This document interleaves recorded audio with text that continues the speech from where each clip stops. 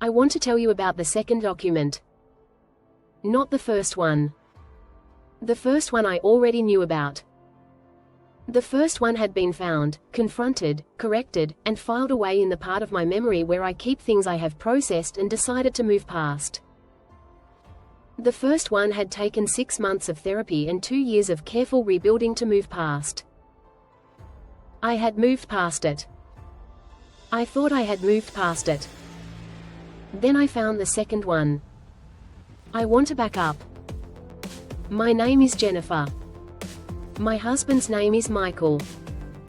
His mother's name is Patricia. Patricia is 71 years old. Patricia is the most organized person I have ever met. Patricia color codes her calendar.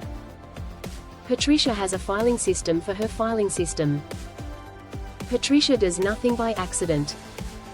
I want you to hold that information while I tell you this story, because the word accident is going to come up and I want you to already know what I think about it. The first will, you may have heard a story like this before. 3 years ago Michael had a cardiac event. Not a full heart attack. What the doctors called a significant cardiac episode that required surgery and a week in the hospital and 6 weeks of recovery at home. It was terrifying. It was the most frightening week of my life. I sat in that hospital and I held my husband's hand and I thought about every version of a future without him, and I chose not to go to those places, and I came back to his hand and I stayed there. While I was doing that, Patricia was doing something else. Patricia had brought a lawyer to the hospital. Not our lawyer. Her lawyer. A lawyer she had used for years for her own estate planning. She had brought him to Michael's hospital room while Michael was on significant pain medication following surgery, and she had presented him with a new will. Michael had signed it. Michael had not fully understood what he was signing. I had not been in the room. I had been in the cafeteria getting coffee because I had not slept in 36 hours, and a nurse had told me gently that I needed to eat something. The new will removed me, not partially. Completely. Everything went to Patricia for her lifetime and then to our children after her death. I was mentioned once in a welfare provision for simultaneous death. That was it. 22 years of marriage reduced to a contingency clause. I found out by accident 3 months later. I fixed it. We fixed it. Michael and I sat with our own lawyer, not Patricia's lawyer, ours, and we signed a document that restored everything to what it had always been. Michael confronted Patricia. Patricia said she had been afraid. Patricia said she had not been thinking clearly. Patricia said she was sorry. Patricia cried. Michael said some things that needed to be said. I was not in the room for that conversation either, but Michael told me what had been said and I believed him. We went to therapy. Michael and I, not with Patricia, for ourselves. We worked through what had happened. We worked through what it meant that my husband had signed a document removing me from our marriage without reading it fully. We worked through what it meant that his mother had brought a lawyer to a hospital room. We worked through a lot. It took time. It cost something. But we came out the other side and we made a decision to move forward, and I want to be clear that the decision to move forward was mine and I made it deliberately, and I do not regret making it. That was 3 years ago. 6 weeks ago I was looking for a document in Michael's filing cabinet. A completely ordinary document. Our home insurance renewal. I knew roughly where it was. I opened the third drawer. I found an envelope. I want to tell you about the moment I recognized the handwriting on the envelope.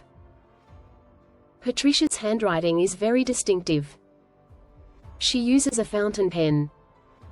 She learned calligraphy in her 20s and the influence never left her letters entirely. I recognized her handwriting before I had fully processed what I was looking at. I stood with the envelope in my hand for a moment. I put it back. I closed the drawer. I stood in the room for probably 4 minutes. Then I opened the drawer again and I took the envelope out and I sat down on the floor and I opened it. It was a will. A new will. Dated 14 months ago. 14 months ago means it was drafted and signed 2 years after the first one had been found and corrected and apologized for and cried over and worked through in therapy. 14 months ago means Patricia had waited 2 years and then tried again. This one was different from the first one. Patricia had learned something from the first confrontation. This will did not remove me completely. This will left me the house and a monthly stipend. The stipend was described in the document as sufficient for comfortable living. Patricia had decided what comfortable living meant for me. Patricia had decided I would have the house and an allowance and that everything else, the investments, the business interests, the accounts, would go to her and then to the children. Patricia had not brought a lawyer to a hospital room this time. Patricia had done this one cleanly. Michael's signature was on it. Our notary's stamp was on it. It had been executed properly. I sat on the floor for a long time. I thought about the therapy. I thought about the conversation Michael said he had had with his mother. I thought about Patricia crying. I thought about the decision I had made deliberately to move forward. I thought about 14 months ago. I thought about what Michael was doing 14 months ago. He had taken a day off work. He had said he had a migraine. I had brought him tea. I had brought him tea and told him to rest and gone back to my day, and he had apparently spent part of that day signing a document that reorganized our marriage's financial architecture without telling me. I did not confront Michael that evening. I did not confront Patricia. I called my sister. I told her what I had found. She was quiet for a long time. Then she said, "Jennifer, what are you going to do?" I said I did not know yet. She said, "Whatever you decide, I am with you." I said I knew. She said, "I love you." I said I know that too. I called a lawyer the next morning. Not our lawyer. My lawyer. A lawyer I found myself, whose name I had looked up myself, whose office I called from my car in a parking lot, so that I was not in our house when I made the call. I told her what had happened. Both times. She asked me questions for 45 minutes. At the end she said, "Jennifer, I want you to understand what you are looking at." I said, "Tell me." She said, "What you are looking at is a pattern. Not a mistake. Not a moment of fear. A pattern."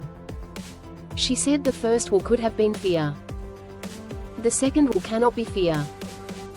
The second will is a decision made in full clarity 2 years after the first decision had consequences. I told her I had come to the same conclusion sitting on the floor of our home office. She said, "What would you like to do?" I said I would like to understand all of my options before I speak to anyone. She said that was very wise. I understand my options now.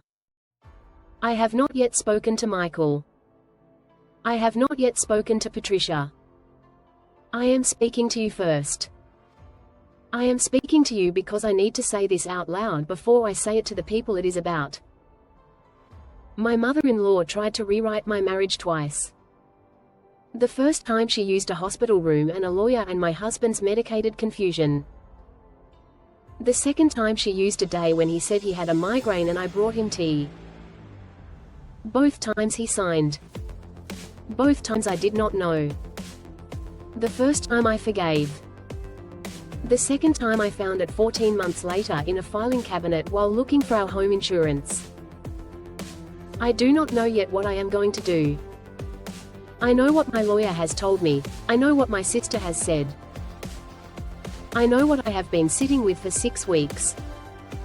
I know that the decision I made 3 years ago to move forward was made with incomplete information.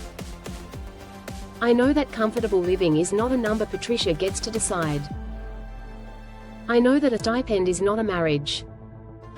I know that 14 months ago my husband took a day off work and said he had a migraine and I brought him tea.